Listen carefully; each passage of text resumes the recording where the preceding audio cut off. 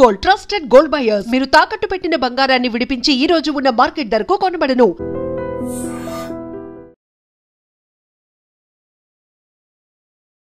నమస్తే, నేను Kavitha. Welcome to I dream. 2 Telugu రాష్ట్రాలు ఒక్కసారిగా ఉలిక్కి పడేలా చేసినటువంటి సంఘటన సృష్టి టెస్ట్ ట్యూబ్ బేబీ సెంటర్లో జరిగినటువంటి ఈ ఘటన.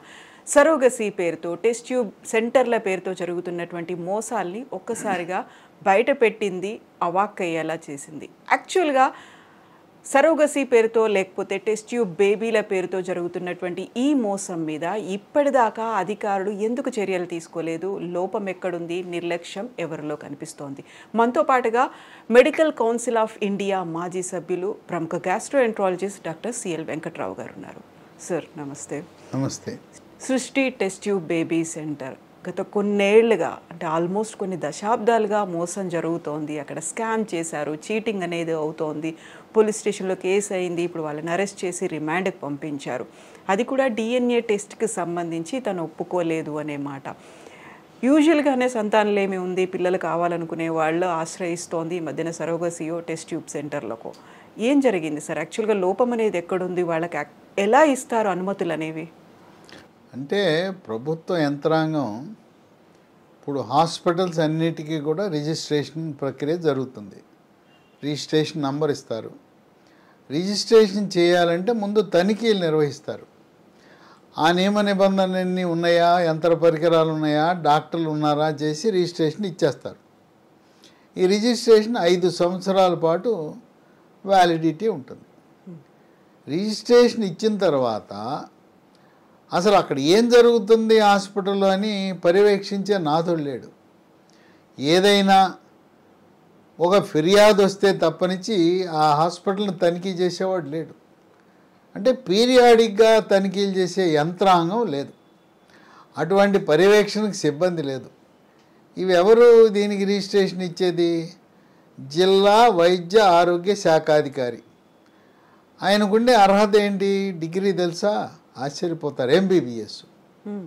ఎంబీబీఎస్ అని నువ్వు సూపర్ స్పెషాలిటీ హాస్పిటల్కి రిజిస్ట్రేషన్ ఇవ్వు, లేకపోతే ఈ సంతాన సాఫల్య కేంద్రానికి రిజిస్ట్రేషన్ ఇవ్వటం అంటే అతనికి సరైన పరిజ్ఞానం ఉండదు. ఇంకా ఆయన ఏదో మెడికల్ కాలేజీ ప్రొఫెసర్నో వాళ్ళనో వీళ్ళనో పెట్టి పంపిస్తూ ఉంటాడు. కనుక పర్యవేక్షణ లోపం అనేది కొట్టొచ్చినట్టుంది. ఇక్కడే కాదు, భారతదేశం అంతా కూడా అదే. అందువల్ల తెలిసి తెలవకుండా ఏదో రకంగా మోసం చేసేస్తున్నారు. పాపం దంపతులు వస్తారు, పిల్లలు కావాలనుకుంటారు. వాళ్ళకి వీళ్ళు ఏం చేస్తున్నారు అనేది అది అర్థం చేసుకోకుండా అబ్బా నాకు కడుపు వచ్చేసిందని ఆనందపడతారు. కడుపు వచ్చేసింది, పిల్లడు పుట్టేశాడు అనేది ఆనందపడతారు. కానీ ఏ ప్రక్రియ ద్వారా ఎటువంటి మోసాలు జరుగుతాయి అనేది ప్రజలకు అవగాహన లేదు. ఇప్పుడు ఏదైతే ఇప్పుడు ఈ టెస్ట్ ట్యూబ్ బేబీ సెంటర్ వాళ్ళని అక్కడ పట్టుకున్నారో, పోలీసులు కేసు బుక్ చేశారో, వాళ్ళ గత చరిత్ర కూడా అంతే.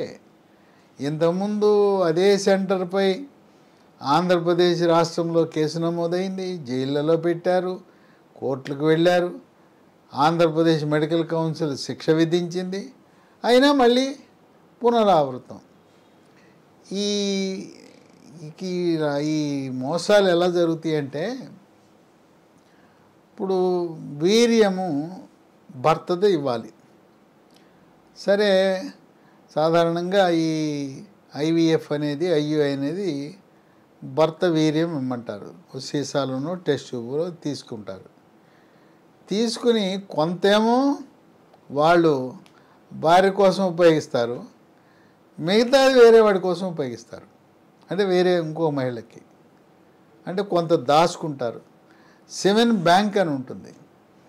ఆ విధంగా మనము భర్తది భార్యకు వాడాలి, మిగతాది పారేయాలి. దాన్ని దాయటమో ఇంకోటి వాడటమో, సెమెన్ బ్యాంకులో పెట్టి ఇంకొకరికి వాడటం. ఇప్పుడు వీర్యం అంటే దాంట్లో కోట్ల వీర్య కణాలు ఉంటాయి. ఒక్క కణం చాలు పిల్లలు పుట్టాలంటే. ఇంకోటి ఏం చేస్తారు అనైతికంగా, హాస్పిటల్లో సిబ్బంది ఉంటారు కదా, ఎవరు లేకపోతే ఆ సిబ్బంది వీర్యమే తీసుకుంటారు. లేదా అక్కడ సెక్యూరిటీ గార్డులు ఉంటారు, పనిచేసే వాళ్ళు ఉంటారు, వాళ్ళ వీర్యం తీసుకుని భర్త వీర్యం అని చెప్పి ఎక్కిచ్చేస్తారు.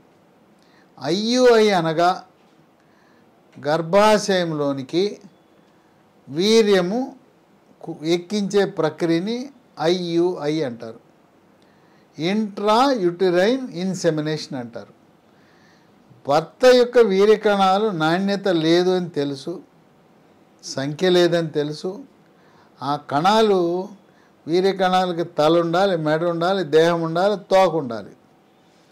తల మెడ లేకుండా తోక దేహం ఉన్నా పనిచేయదు, ఒక తలకాయ ఉన్నా పనికిరాదు. అంటే ఆకారము సరిగా లేకపోతే పిల్లలు పుట్టరు. ఇంకోటి చేపలు ఎట్లా కొట్టుకుంటాయో ఈ వీర్యకణాలు కూడా అంత వేగంగా కొట్టుకోవాలి. కదలికలు కొన్ని మన్నుదిన్న పింజేర్లా పడుకుని ఉంటాయి, కదలిక లేకపోయినా వృధానే.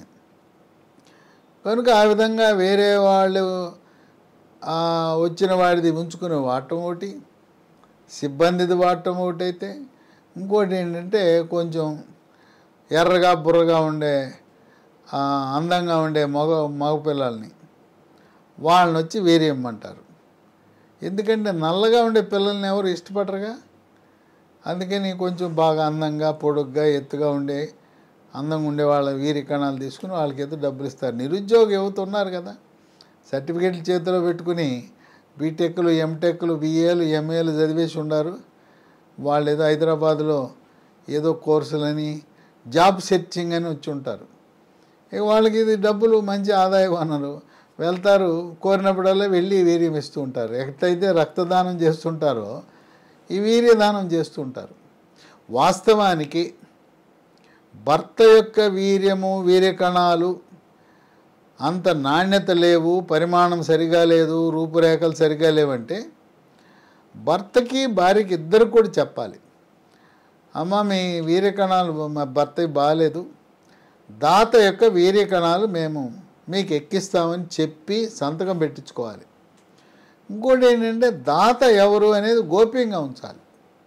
ఎట్టి పరిస్థితుల్లో కూడా ఎవరి వీర్యం వినియోగించారనే సమాచారం భార్యాభర్తలకు తెలవకూడదు. ఇది ఒక అనైతికమైన చర్య. ఇంకోటి ఏంటి, అండకోశంలో బుడగలు ఉంటాయి, నీటి బుడగలు ఉంటాయి. వాళ్ళకి అండం విడుదల కాదు. అండం విడుదల కానప్పుడు భార్యాభర్తలు సంతాన సాఫల్య కేంద్రాలకు వెళ్ళినప్పుడు హార్మోన్లు ఎక్కిస్తారు. హార్మోన్లు ఎక్కించడం ద్వారా అండాలు విడుదలవుతాయి. కొంతమందికి ఒకటి కాకుండా 3, 4 విడుదలవుతాయి. వీళ్ళు ఏం చేస్తారంటే ఒకటేమో వాళ్ళకి వాడతారు, ఇంకో 2, 3 ఎక్స్ట్రా వచ్చి ఉంటాయి కదా, వాటిని తీసుకెళ్ళి ఇంకొకటి వాడతారు. ఇంకా కొంతమంది ఏం చేస్తున్నారంటే అందమైన ఆడపిల్లలు ఉంటారు, నిరుద్యోగంతో సతమతమవుతుంటారు. వాళ్ళని పిలిచి 14వ రోజు అండకోశం నుంచి అండం విడుదలవుతుంది. అది పొట్టకి అల్ట్రాసౌండ్ స్కానింగ్ పరికరం ద్వారా బయటికి తీసి ఈ పిల్లలు లేని వాళ్ళకి ఎక్కిచ్చేస్తారు. పిల్లలు లేని వాళ్ళకి ఈ ప్రక్రియ ఏంటంటే అండకోశాన్ని, వీర్యకణాన్ని కృత్రిమంగా ఒక టెస్ట్ ట్యూబ్లో కలుపుతారు. దీన్ని ఐవీఎఫ్ అంటారు, ఇన్ విట్రో ఫర్టిలైజేషన్. అంటే వీర్యకణాన్ని, అండాన్ని రెండింటినీ సేకరించి కృత్రిమంగా కలిపి ఒక టెస్ట్ ట్యూబ్లో ఉంచుతారు. 4-5 రోజులకి ఈ వీర్యకణం వెళ్ళి అండంలో దూరి పిండం ఏర్పడుతుంది. ఈ పిండము 4-8 కణాల దశలో దాన్ని మళ్ళీ తీసి గర్భకోశంలో ప్రవేశపెడతారు. ఈ వీర్యకణాలు అండాన్ని మనము టెస్ట్ ట్యూబ్లో వేసినప్పుడు కొన్నిసార్లు ఒక పిండము కాకుండా 2, 3, 4, 5 తయారవుతాయి. సాధారణంగా ఎన్ని తయారైన అన్నిటినీ గర్భకోశంలోకి భార్యకి ఎక్కించాలి. ఎందుకంటే 4, 5 ఎక్కిస్తే మిగతా బాగుండదు, ఒకటే బాగుంటుంది, మిగతా అవి చచ్చిపోతాయి. ఒక్కోసారి 3, 4 బతికుంటాయి. అప్పుడు ఒకదాని నుంచి మిగతా వాటిని ఒక నీడిల్ ద్వారా వాటిని చంపేస్తారు. ఈ కృత్రిమంగా ఐవీఎఫ్ ప్రక్రియలో ఎక్కువగా వచ్చిన పిండాన్ని తీసుకువెళ్ళి వేరే వాళ్ళకి ఎక్కిచ్చేస్తారు. అంటే వాళ్ళ అండము కాదు, వాళ్ళ భర్త వీర్యకణము కాదు, ఎక్కడో ఆ పిండం తయారైతే దాన్ని తీసుకొచ్చి ఇంకోటి. అంటే ఇప్పుడు మీ సంతాన సాఫల్య కేంద్రం చూస్తే ఒకే రోజు 20, 30, 40, 50 జంటలు ఉంటారు అక్కడ. ఈ ఐయుఐ కానీ ఐవీఎఫ్ కానీ ఒకే రోజు ఎక్కువగా తెల్లవారుజామున చేస్తుంటారు వీళ్ళు. 5, 10 మంది ఉంటారు. అట్లా వేరే వాళ్లకు ఏర్పడిన ఆ 4, 8 కణాల పిండాన్ని తీసుకెళ్ళి ఎక్కిచ్చేస్తుంటారు. ఇవన్నీ అనైతికమైన చర్యలు. ఇవి డిఎన్ఏ టెస్టింగ్ చేస్తే తెలిసిపోతుంది. కానీ పిల్లడు పుట్టినాక ఎవరు డిఎన్ఏ టెస్టింగ్ చేయించుకుంటారు? సర్లే ఏదో ఒకటిలే పుట్టారులే, ఒకటైతే ఖచ్చితంగా ఉంటుంది. అమ్మ పొట్టలోంచి పుట్టింది కదా, నాన్న ఎవరైతే ఉంది, వీరికణం ఎవరిదైతే ఏంటి, అమ్మ అయితే ఏమే కదా, ఈమె గర్భకోశం నుంచి పుట్టిందే కదా అని కొంతమంది తృప్తి చెందుతారు. ఈ మోసాలను అరికట్టాలంటే ప్రభుత్వాన్ని, ప్రభుత్వ అధికారులు నిందించి ప్రయోజనం లేదు. ప్రజలకు అవగాహన ఉండాలి. అసలు ఈ ఐయుఐ అనగా ఏంటి, ఐవీఎఫ్ అంటే ఏంటి, ఎలా చేస్తున్నారు, తర్వాత ఆ సంతాన సాఫల్య కేంద్రం యొక్క రెప్యుటేషన్ ఏంటి, ఆ డాక్టర్ల యొక్క ట్రాక్ రికార్డ్ ఏంటి. ఇటువంటి గైనకాలజిస్ట్ అక్కడ ఉన్నారు. ఇప్పటికి కూడా ఒక మొట్టమొదటి 2 తెలుగు రాష్ట్రాల మొట్టమొదటి ఐవీఎఫ్ సెంటరు హైదరాబాద్ నగరంలో డాక్టర్ అనురాధ ఆమె పెట్టింది. పేరు ఎందుకు చెప్పాల్సి వస్తుందంటే ఆమె బ్రిటన్లో ఎంఆర్సిఓజీ చదివి సరైన శిక్షణ పొంది ఒక నైతిక విలువలు కట్టుబడి ఎటువంటి తప్పు చేయకుండా నిర్వహించబడే ఏకైక సెంటరు, బహుశా వ్యాపార ధోరణి లేకుండా ఒక సేవాభావంతో అనేక మంది దంపతులకు సేవ చేసిన సెంటరు అను test tube baby centre Hyderabad. వాళ్ళ దగ్గర ఇంటర్వ్యూ అపాయింట్మెంట్లు కూడా దొరకవు. వాళ్ళేదో వ్యాపారం కోసం డబ్బు సంపాదన చేయట్లేదు, ఒక సేవ.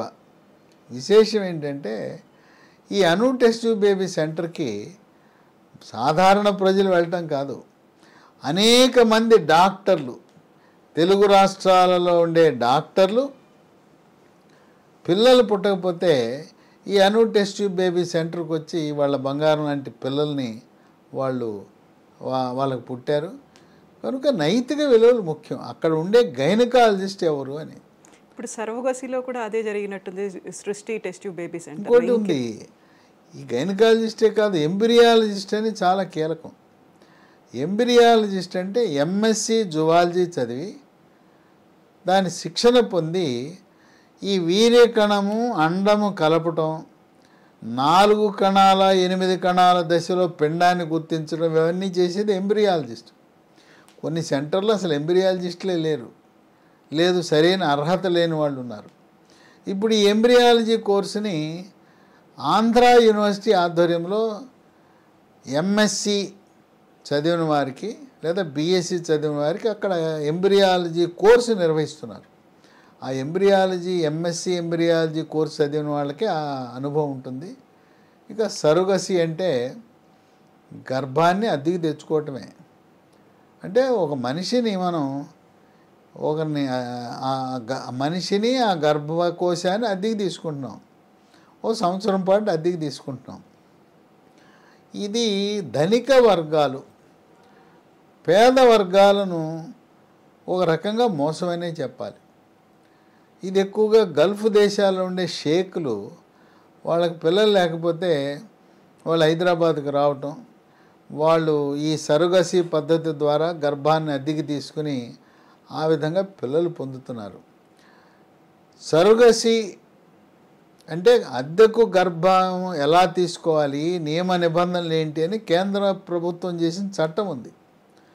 అలాగే సంతాన సాఫల్య కేంద్రం ఎలా నిర్వహించాలి, దానికి కూడా విధి విధానాలు ఉన్నాయి. కనుక సెంటర్లో పనిచేసే గైనకాలజిస్ట్ యొక్క చరిత్ర, ఇప్పుడు కొన్ని సంతాన సాఫల్య కేంద్రాలు ఉన్నాయి, రకరకాల పేర్లతో వెలిచాయి. అసలు వాళ్ళు డాక్టర్లే కాదు, వ్యాపార ధోరణితో డబ్బు సంపాదించాలని పెట్టేశారు. కొంత డాక్టర్లు పెట్టిన దాంట్లో నైతిక విలువలు ఉంటాయి, ఇలాంటి మోసాలు. కానీ ఇప్పుడు ఈ డాక్టర్ అమ్మ గైనకాలజిస్ట్ అంటే ఈ నేరాలు ఇంతకుముందు చేసి ఉంది, మళ్ళీ ఇప్పుడు రిపీట్. అంటే ఇది ఒక మానసిక జబ్బు. ఈ డబ్బు సంపాదన అనే మానసిక రోగం కొంతమంది డాక్టర్లకు ఉంటుంది. రోగుల రక్తాన్ని పీల్చి సాయంత్రం అయ్యేసరికి ఇంత డబ్బు రావాలని లక్ష్యంగా పెట్టుకుని ప్రాక్టీస్ చేస్తుంటారు. ఎలా సంపాదించామనేది ఏం చేసుకుంటారు? పుట్టినప్పుడు ఏమైనా పట్టుకొచ్చారా డబ్బు? చచ్చినప్పుడు పట్టుకెళ్తారా? ఈ బిల్డింగులు, ఈ ఆస్తులు ఈ శాశ్వతమా? కనుక నైతిక విలువలను మరిచి ఎవరైతే ఇటువంటి అక్రమాలు చేస్తున్నారో వాళ్ళని మానసిక రోగులుగానే మనం పరిగణించాలి. వాళ్ళు ఎన్నిసార్లు అరెస్ట్ అయినా, ఎన్నిసార్లు మెడికల్ కౌన్సిల్ వాళ్ళు చర్యలు తీసుకున్నా మళ్ళీ తిరిగి అటువంటి తప్పులు చేయటం చాలా దురదృష్టకరం. ప్రజలలో అవగాహన, తర్వాత సంతాన సాఫల్య కేంద్రంకి వెళ్ళేటప్పుడు ప్రతి ఒక్కరికి అవగాహన ఉండాలి. అసలు వీర్యకణం అంటే ఏంటి, అండం అంటే ఏంటి, ఐయుఐ అంటే ఏంటి, లేదు ఐవీఎఫ్ అంటే ఏంటి, సరోగసీ అంటే ఏంటి, క్షుణ్ణంగా మనం గూగుల్లో చదువుకోవచ్చు. లేదా సెంటర్స్ వాళ్ళే కరపత్రాలు కానీ చిన్న ప్యాంప్లెట్, బుక్లెట్ తయారు చేసేవలసిన అవసరం ఉంది. వీటి గురించి మనకు అవగాహన ఉంటే కొంతవరకు ఇటువంటి అక్రమాలను, అన్యాయాలను, అరాచకాలను అరికట్టే అవకాశం ఉంది. పాపం నిరుద్యోగ యువకులను ఆకర్షించి వాళ్ళేంటంటే పాపం జాబ్ లేక జాబ్ సెర్చింగ్ కొరకు వచ్చారు. వాడి స్నేహితుడు చెప్తాడు, ఒరే నేను అక్కడికి వెళ్ళాను, అక్కడ వీర్యం దానం చేశాను, నాకు డబ్బులు ఇన్ని వచ్చినాయి, నువ్వు కూడా పదా అని వాడిని తీసుకెళ్ళటం లేదా పంపించడం జరుగుతుంది. అట్లాగే నిరుద్యోగ యువతులు ఉంటారు, ఆడపిల్లలు. మరి వాళ్ళకి బతుకు తెరువు కోసం వచ్చారు, గ్రామం నుంచి వచ్చారు, జాబ్ సెర్చింగ్ అని వచ్చారు. అమీర్పేటలో సెంటర్లో అక్కడ సాఫ్ట్వేర్ కోర్సులు నేర్చుకోగానే ఉద్యోగం రాదు కదా.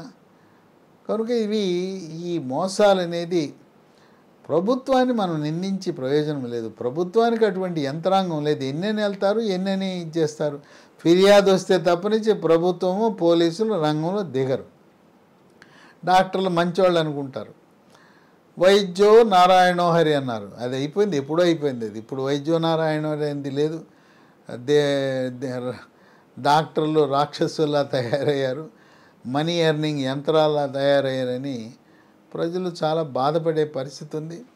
పవిత్రమైన వైద్య వృత్తి ఈరోజు వ్యాపార ధోరణితో సాగటం, అక్రమాలకు, మోసాలకు నిలయం కావటం,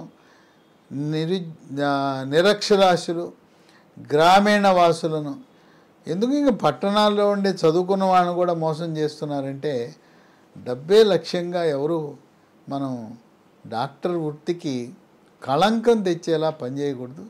కనుక ఇప్పుడు IVF test tube baby centre అంటే ఆదర్శప్రాయంగా అను టెస్ట్ ట్యూబ్ బేబీ సెంటర్ ఈరోజు మనం ఉదహరించక తప్పదు. అలాగే నా స్నేహితుడు ఉన్నాడు, ఆయన నా కర్నూలు మెడికల్ కాలేజీలో కలిసి చదువుకున్నాం. ఆయన పేరు డాక్టర్ శరత్. ఆయన సినీ నటుడు శోభన్ బాబు కుమార్తెను వివాహం ఆడాడు.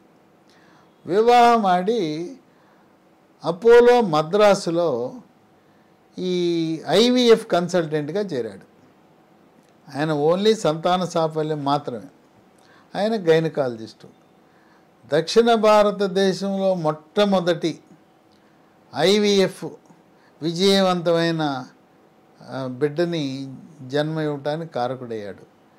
వాళ్ళు కూడా అపోలో మద్రాసులో డాక్టర్ శరత్ ఇంతవరకు ఏ రకమైన అనైతిక చర్యలకు పాల్పడకుండా డబ్బే లక్ష్యంగా చక్కటి సేవ చేస్తున్నారు. ఇవి కొంచెం ఖర్చుతో కూడుకున్న పని. ఒక సైకిల్ ఫెయిల్ అయిందంటే ఓ 1,00,000-1,50,000 పోతాయి. 2 సైకిళ్ళని, 3 సైకిళ్ళని, 4 సైకిళ్ళు. హార్మోన్లు ఇస్తారు. హార్మోన్లు ఇవ్వటం వల్ల కొంతమంది లావ్ అయిపోతారు, అనేక రకమైన సైడ్ ఎఫెక్ట్స్ వస్తాయి. అందువల్ల ఇప్పుడు ఏంటంటే ఇది గమనించిన ప్రధానమంత్రి మోదీ గారు ఆయన ఓ పని చేశాడు, చక్కటి పని. ఆయుర్వేద శాస్త్రంలో అన్నీ ఉన్నాయి. ఆయన ఎందుకు ఆయుర్వేదం ఆకర్షించిందంటే తనకు తెలిసిన ఒక ప్రధానమంత్రి కుమార్తెకి మెదడులో క్యాన్సర్ వచ్చింది. క్యాన్సర్ గడ్డ తొలగిస్తుంటే ఆ ప్రక్రియలో కంటి చూపు పోయింది. ఇతడు మొత్తం అన్ని దేశాలకు వెళ్ళాడు, ఎక్కడ పని అవ్వాలో, అమెరికాలో కూడా కాదన్నారు. మోడీ గారి దగ్గరికి వచ్చి నా కుమార్తెకి ఎట్లా అయిందంటే ఆయన జామ్నగర్లో ఆయుర్వేద వైద్యం ఇప్పించాడు. ఈ కంటి చూపు ఆయుర్వేద వైద్యంతో పూర్తిగా కోలుకుంది. అందుకని మోడీ గారికి విశ్వాసం పెరిగింది. ప్రపంచంలో ఏ దేశంలో కూడా రాని కంటి చూపు మన భారతదేశంలో జామ్నగర్ గుజరాత్ నుండి ఆయుర్వేదంతో వచ్చింది.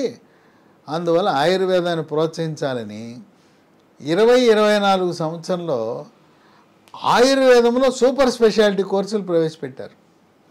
6 రకాల సూపర్ స్పెషాలిటీ ఆయుర్వేదం మొట్టమొదటిసారిగా. దాంట్లో ఈ సంతాన సాఫల్య సంబంధించిన రిప్రొడక్టివ్ మెడిసిన్ అని ఆయుర్వేద సూపర్ స్పెషాలిటీ కోర్సు ప్రారంభించడం అనేది విశేషం. కనుక ఆయుర్వేద వైద్యంలో కూడా మంచి ఫలితాలు ఇస్తాయి. సంతానలేమి ఉన్నవారు కేవలం అలోపతి వైద్యమే కాదు, ఆయుర్వేదంలో కూడా చక్కటి ఔషధాలు ఉన్నాయి, సైడ్ ఎఫెక్ట్స్ లేని. అలోపతి డాక్టర్లేమో హార్మోన్లు ఇస్తారు. హార్మోన్లు ఇస్తే తెలుసు కదా ఎలాంటి సైడ్ ఎఫెక్ట్స్ ఉంటాయో. సైడ్ ఎఫెక్ట్స్ లేని వృక్ష సంపద నుంచి తయారు చేసిన ఆయుర్వేద మందులతో కూడా పిల్లలు పుట్టే అవకాశం ఉంది. ఇప్పుడు ఈ సంవత్సరమే డిఎం రిప్రొడక్టివ్ మెడిసిన్ ఆయుర్వేదంలో ప్రవేశపెట్టడం ఒక విశేషం.